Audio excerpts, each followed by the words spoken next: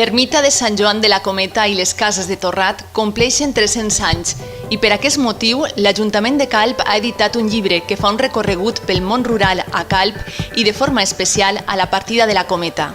Coordinat per Bernat Banyuls, Albert Hortelano i Joan Francesc Monjo, aquesta obra col·lectiva compta amb treballs de 20 autors que donen a conèixer la història i tradicions d'aquesta partida única i diferent i de la vida camperola dels que l'habitaven. Una obra de divulgació que contribueix a mantindre vives les nostres tradicions i costums i que servirà d'eina de documentació per a les generacions presents i futures.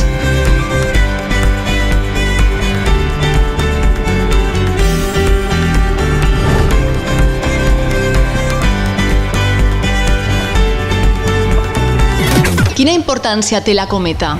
Y la base que creo que hizo partir de todo aquello fue la ermita como punto inicial de una masía que se ha convertido después, de una mezquita quizá musulmana. La Cometa, avui en dia com a urbanització a efectes de població és molt gran, però hi ha que veure la part històrica, la part anterior. És de mantindre unes tradicions que a poc anem perdent i que jo crec que el poble de Calp hauria, no sols l'Ajuntament, sinó el poble de Calp hauria de valorar més tal vegada de lo que estem valorant. Era on s'arreplegava l'àvia i era la vida del puesto. I la Cometa té dos aljubs molt grans i era la vida del lloc, era l'aljub. Era una zona agrícola prou important, de bon moscatell, merles, garrofes, olives, i en cas de coma sempre es feia l'hortalissa.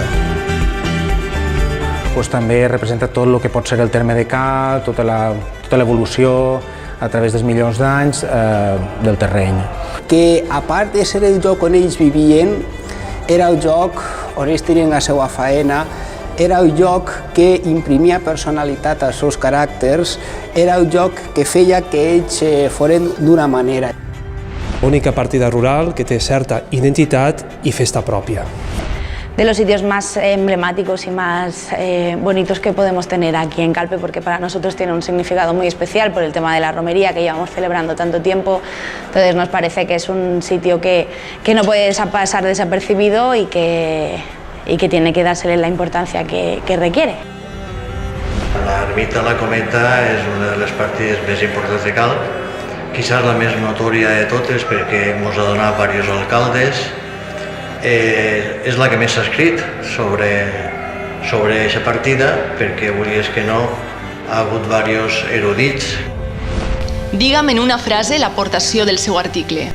Una de les idees que hem destacat és que la diferència entre el món rural i el món urbà es nota i es veu respecte a les pràctiques de pietat envers la mort. Però jo m'he ocupat de la part introductòria del llibre, o sigui, jo he sintetitzat tot el contingut que n'hi ha, dient més o menys un resum de continguts i explicant la importància que pot tindre el llibre per a generacions futures. Inventara el poble de Macondo i creara la nissaga dels Buendía, Calp ja comptava amb la partida de la Cometa y la familia de Torrat. En esa ermita había muchas cosas que no cuadraban con lo que tenía que ser una ermita, ni la orientación, que era una orientación propia de una mezquita, el hecho además que tuviese al lado unos aljibes moriscos, e incluso el santo que tenía dentro, que era un San Joanet, un San Juan Niño, que era muy propio también de los moriscos.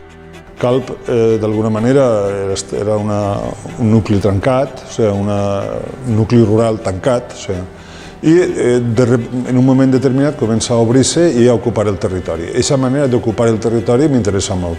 N'hi ha dues maneres distintes i diferents d'ocupar-lo, una és la Cometa i l'altra és la Casa Nova. Lo que penso que el més important és el que tenim que nosaltres deixar als nostres fills, no? I és que no tenim que oblidar d'on venim, l'arrel de cada un, no? No s'ha parlat mai de la història postal de Calp com s'ha parlat en l'article que podrem llegir en el llibre.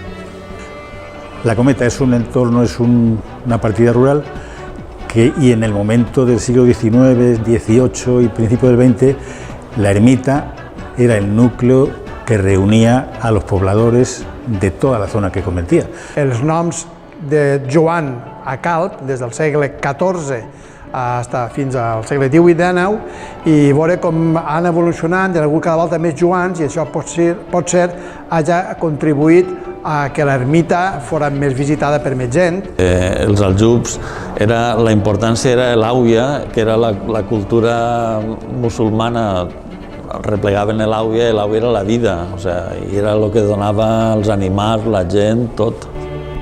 Tot el que és antic de per si no és mal, o sigui, ara tendim a tota la novetat, a que tot el nou és el bo, però no tot és així, o sigui, el nostre patrimoni també té la seva part. Entonces tenim que respectar-lo, donar-li el punt que li se mereix, tampoc no cal passar-se'n, però donar-li la importància que cal. I la cometa és una part d'aquest patrimoni que cal conservar i respectar. Sobre espai, temps i arquitectura, precisament mirant aquestes condicions d'ocupació del territori i com des de domini visual i com aquest domini visual fa que la Casa Nova estigui sobre una colina i sobre un territori agrari que n'hi ha en l'entorn. Hi ha que lluitar per allò que uno té com a sentiment, que és la seva terra. He intentat que tot això, vull dir, què cultivaven, què menjaven, com es divertien, quines festes feien, etc. Tot això és el que jo he intentat plasmar per tal que es quedi ahí. Avui en dia no podria ser el mateix, simplement només per al temps, perquè no plou. Antes es feia de tot, de secar, es feia de tot. Y hoy en día pues eso ya no es posible. Como ya decía, la romería no se entiende, sino es cogidos de la mano de la gente de la cometa.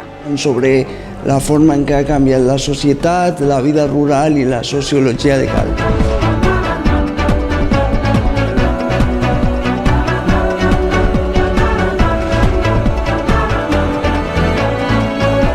Bueno, per fi una utopia feta realitat. Així tenim acabat el llibre de la cometa. 300 anys d'història d'un poble que ara ho oferim al poble de Calp. En ella va l'ànima de tots els cometers. Espero que us agradi.